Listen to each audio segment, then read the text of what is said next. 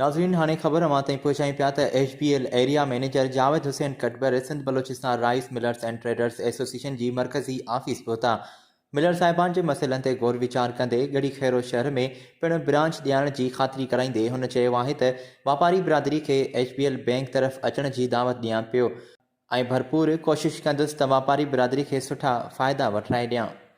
तफ़सील मूजिब Sindh Balochistan rice millers and traders association के मरकज़ी जनरल सेक्रेटरी की दावत ते HBL area manager Larkana Javed Hussain Katbar मरकज़ी आफिस पहुता, जिते मिलर साहिबान के मसइलनि ते गौर वीचार कंदे मरकज़ी जनरल सेक्रेटरी चयो आहे त असां हिकु अहिड़ी गुज़ारिश पहिरीं भी रीजनल चीफ जनाब परवेज़ अहमद पहवर जिन खे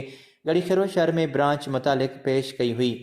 जंहिं सिलसिले में रीजनल मैनेजर जावेद हुसैन कटपर जिन मरकज़ी आफिस पहुता आहिनि ऐं उहा पिणु ख़ातिरी कराई वई आहे त HBL पारां अव्हां खे मुकमिल कारोबारी सहूलतूं मुहैया कयूं वेंदियूं।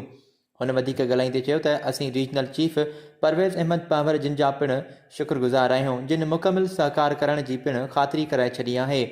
इन मौक़े ते मरकज़ी आफिस कही आयल रीजनल मैनेजर जावेद हुसैन कटपर जिन चयो आहे त आउं गढ़ीखेरो ब्रांच लाइ हेड ऑफिस खे गुज़ारिश करियां थो ऐं आउं मिलर साहिबान खे इहा गुज़ारिश कंदुसि त पंहिंजी कारोबारी ॾे वठि वारो सिलसिलो HBL सां रखण जी कोशिश कनि त जीअं हिकु सुठो कारोबारी रिश्तो इदारनि जे विच में क़ाइमु थी सघे।